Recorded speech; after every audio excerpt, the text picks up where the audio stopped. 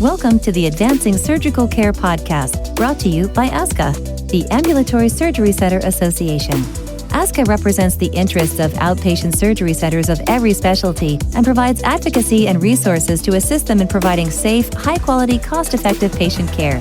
As with all of ASCA's communications, please check to make sure you are listening to or viewing our most up-to-date podcasts and announcements. Hello and welcome to the Advancing Surgical Care podcast. My name is Bill Prentice. I'm ASCA CEO and the host of this recording. In just a moment, I'll be joined by ASCA Board member Reddy. Raghu is the Chief Administrative Officer of the MiOrtho Surgery Center in Southfield, Michigan. Raghu joined the ASCA Board this past January, also serves on the ASCA Education and Quality Committees. And I've asked Raghu to join me in a conversation about the practice of prior authorizations and how they're impacting the delivery of healthcare in virtually every setting, including surgery centers. Prior authorization is a process that requires your doctor or other healthcare provider to obtain advanced approval from your health insurance plan before you can perform a procedure or prescribe certain medications. Prior authorizations and the challenges they present in healthcare are not new, but historically these prior authorization requirements were limited to rare and complex procedures and the high cost or specialized drugs. But over time, insurers started to impose prior authorization requirements on a wide range of common procedures and medications. In a recent survey of the American Medical Association, more than 90% of the physicians they surveyed agree with the statement that prior authorization requirements were delaying or denying patient access to essential treatment and procedures. In the same survey, 1 in 4 reported serious adverse patient complications due to the cancellation or postponement of vital care caused by the prior authorization process.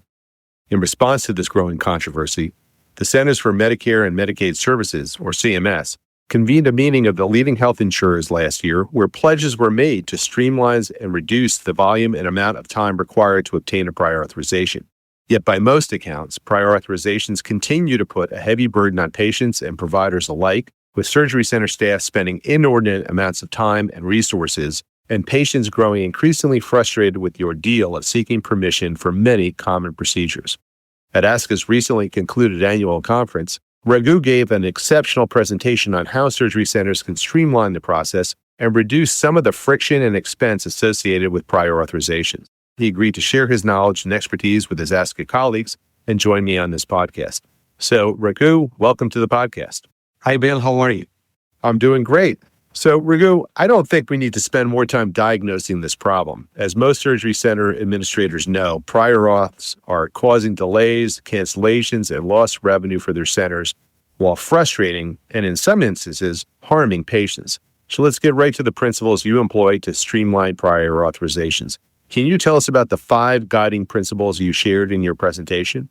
Absolutely, Bill. Thank you for having me. The way I categorize this is into 5 bullets, if you will. The first one, and the most important thing, is to standardize the process before the case is boarded. This is where a lot of the problems occur because different clinics, different physician offices, different payers have different ways of doing things. So we have to consistently create one workflow that defines who is verifying, who is submitting the authorization, who is following up, who escalates the denials, and when the case can be considered finally cleared. The goal is to remove any guesswork and make it more predictable. Okay. So this is first and foremost. The second one is front load all the documentation. I see a lot of the times the delays happen because payers do not receive the right clinical information first. Building payer-specific documentation checklists for high-volume procedures is the vital step in obtaining successful prior authorizations. And we currently see a lot of ASCs or physician offices, wherever the prior authorizations are being taken up or being done, they do not have this standard process of having the checklist ready to go and understanding them really well. Okay. For example, operative indication, failed conservative treatment, imaging reports, office notes, etc. Any medical necessity language that is very payer-specific or procedure-specific is very critical before submission. Clean documentation usually upfront reduces peer-to-peer denials and the day before packing. And the third category I would like to share would be aligning the scheduling with authorization readiness. Oftentimes, scheduling is treated and authorized and as separate silos. The ASC, the clinic schedulers, then there are business office, They all work on different trackers, different statuses. They all should converge on the same workflow. All the cases that are scheduled ready and whatever status they're categorized, they should be very clearly labeled to understand so that they can avoid any confusion or any chaos. Authorized, pending, denied, peer-to-peer needed, missing documentation, any other network concern, and payer delays are some of the buckets I recommend that they need to be categorized. This allows all the people involved in the process to have the transparency and avoid any cancellations. And the fourth bucket I would share would be focus on high-risk payers and high-risk procedures, because these have the most impact, not only on the patient satisfaction and surgeon satisfaction, but also on the financial impact on the ASC side of it. This is something that they could develop a list as well, like I just talked about, and come up with all the necessity and bolster the documentation that is necessary to do the prior auth and preempt as many challenges as possible. And the last but not the final one is, it's not about doing the work. I guess it's also measuring the accountability and closing the loop. And I would recommend having some sort of KPIs or metrics that are able to be tracked and utilize that to coach and educate and to preempt any challenges even before a product is submitted. Wow, that's a lot. Those principles, I think, certainly go a long way if employed by an administrator to kind of helping them out with this critical issue. And I've got some follow-up questions, but Raghu, we need to take a short break to hear a message from our podcast sponsor. So stand by and we'll be right back. This recording is being brought to you by Surgery Partners, a leading owner and operator of ambulatory surgery centers with more than 200 locations nationwide. Surgery Partners collaborates with ASC leaders and physicians to acquire, develop, and optimize surgery center operations and helps ASCs scale efficiently, strengthen performance, and drive long-term growth. To learn more, visit surgerypartners.com.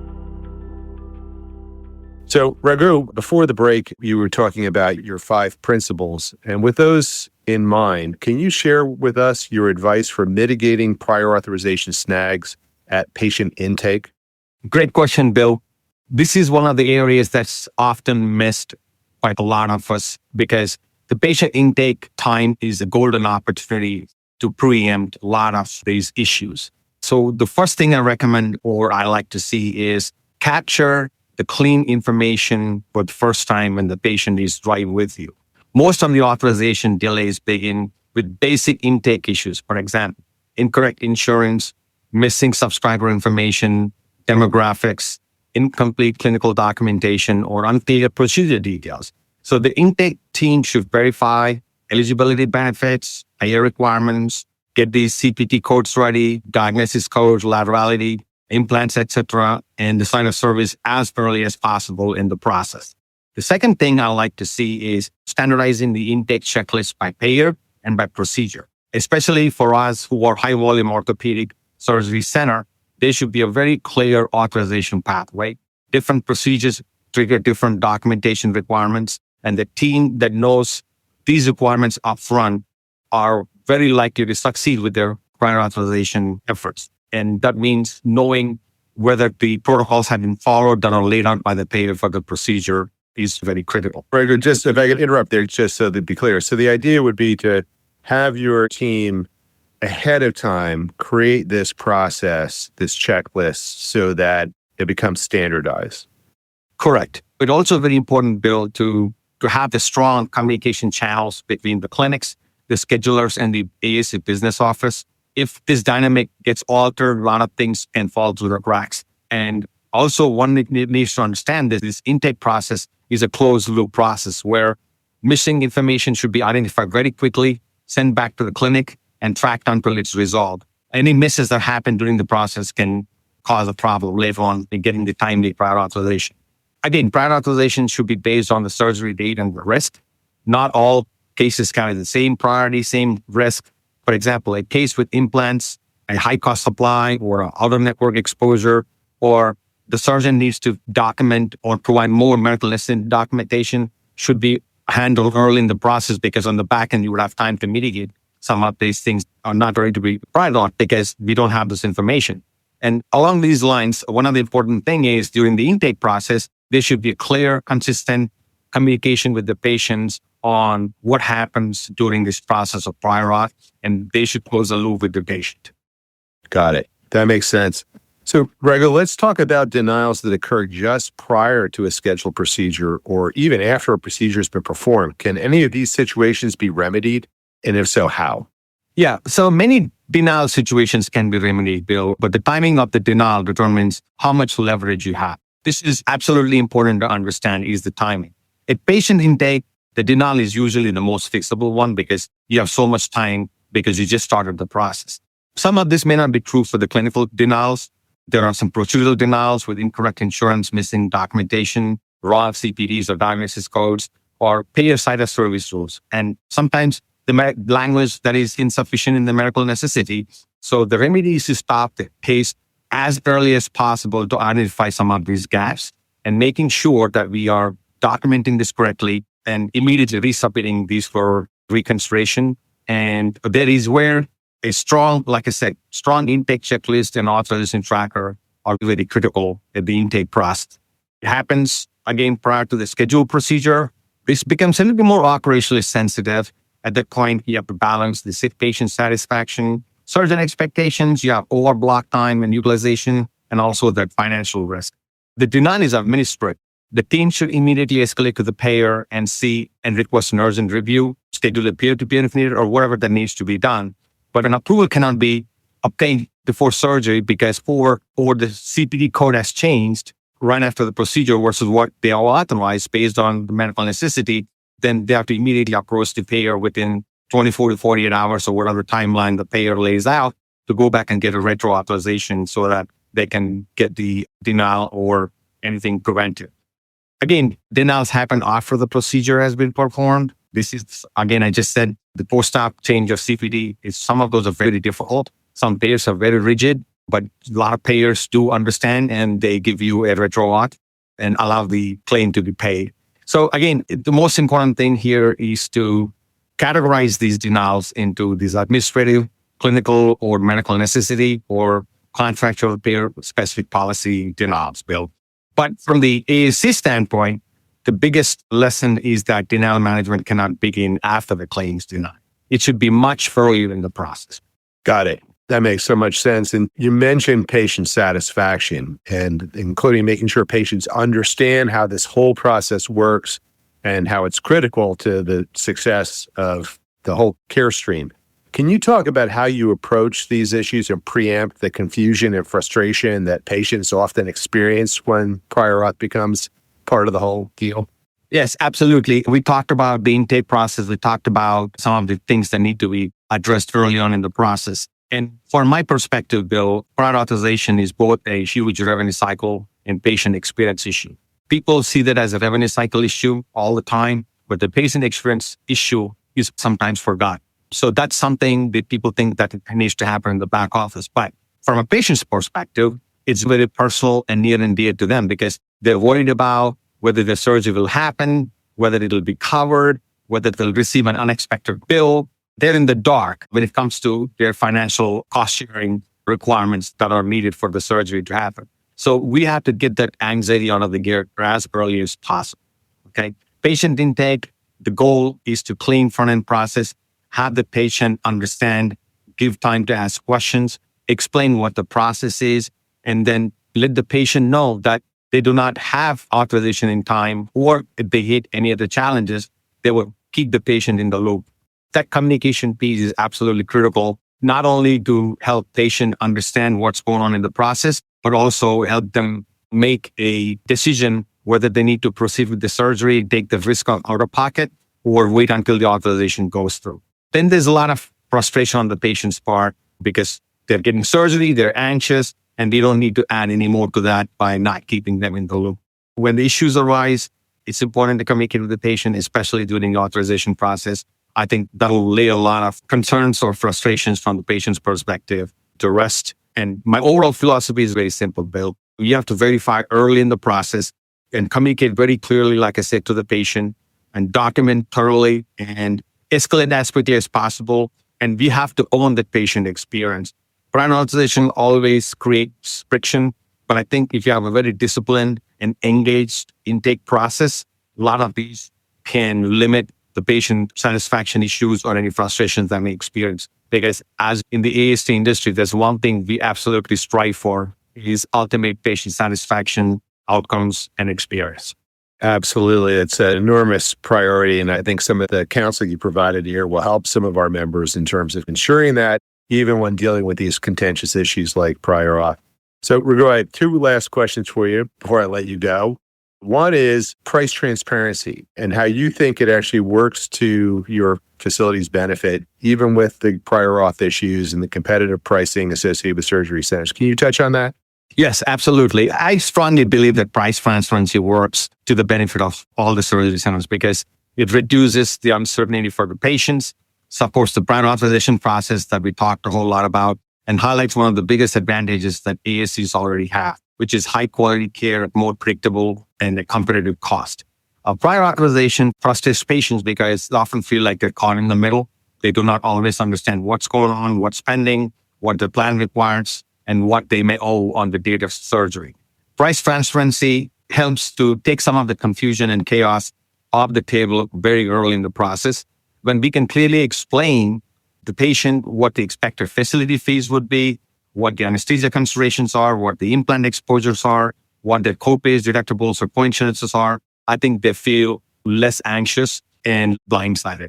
Of course, that makes complete sense. And obviously, the ASC community has a long history of supporting both price and quality transparency done properly. We do have some concern with some kind of legislative efforts that would mandate putting pricing on your website that I think would be not particularly helpful and a huge regulatory burden to surgery centers. But at the final stage, we obviously think that giving patients more information about their care, the cost of the care and the quality of care is just going to be a benefit to them and a benefit to the surgery center model. Yeah, absolutely. So, Raghu, last question. When you gave your presentation at the annual meeting, you also placed a considerable amount of importance on tracking the performance metrics around prior authorizations, almost in a benchmarking fashion. Talk about the data you gather and how you use it to improve performance at your facilities. I place a lot of importance on tracking not only just prior authorization, but just about anything, a key metric that I think I could improve our business or how we do things. So my fundamental belief is you cannot fix what you do not measure, Bill. And prior authorization is no different. It's often a thing that really doesn't get benchmarked, whether internally or externally. I think it's absolutely vital that we measure this just as anything else in our industry. But a lot of the times, administrators or people doing this, they do not feel that this needs to be addressed. But at minimum, I like to track some of these key metrics, such as what is the authorization turnaround time from initial submission to approval by payer, number of cases pending authorization by the date of service, how many cases are at risk within 72 hours of surgery, the denials that are occurring by payer, particular CPT, and what are the reasons why these denials are happening, and how many peer-to-peer requests are coming through because of this, and how often a payer overturns the denial. Another important thing is documenting missing documentation trends from the clinic side. How often do you see any authorizations that are related to cancellations and postponements? How many of them are canceled or postponed because of lack of authorization? And post-procedure denials. Where was a case performed and the payment was denied, right? It happens a lot. How many patient complaints or escalations that are tied to insurance and financial responsibility communications? Now, sometimes we struggle finding these externally, right?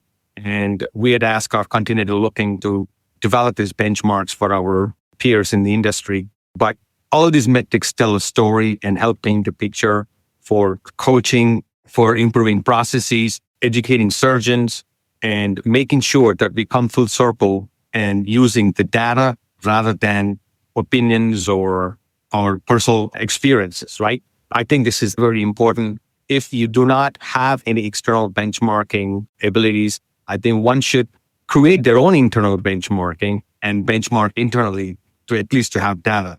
I think the benchmarking approach creates accountability without pointing fingers or blaming people. And whether they're on the clinic side, whether they're on the surgery center side, doesn't matter. The goal is to identify different patterns, remove the friction from the process, right? Ultimately, I use the data to do just the same, is to identify the patterns, intervene very early in the process, and improve the overall process. I think if you can predict When the authorization problems are likely to occur, we can preempt them. I think, but this is where the real improvement begins or happens. Raghu, I think you said it best. You can't fix what you don't measure. And that certainly speaks to the value of benchmarking in that process that you do. And also, just as a side note, ASCA members have access to ASCA benchmarking, which is the most comprehensive benchmarking product available in the ASC community. And you were obviously one of the leaders in helping to pull together our newest benchmarking survey product. So thank you for that. And I also want to thank you for taking time to talk with me today and for sharing all these great thoughts and expertise on this really important subject. As well, I want to thank you for volunteering your time and serving on the ASCA board and the committees you serve on. It's my pleasure, Bill. Thank you for your leadership. Now, before concluding, I would once again like to acknowledge the support of our podcast sponsor, Surgery Partners, a leading owner and operator of ambulatory surgery centers with more than 200 locations nationwide. Surgery Partners collaborates with ASC leaders and physicians to acquire, develop, and optimize surgery center operations and helps ASCs scale efficiently, strengthen performance, and drive long-term growth.